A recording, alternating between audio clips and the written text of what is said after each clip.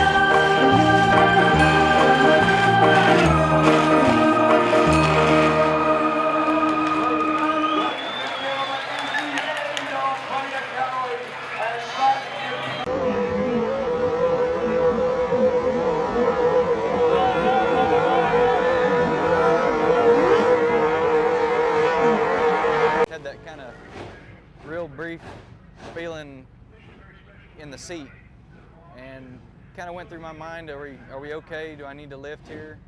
And made the decision to just, stay on the gas.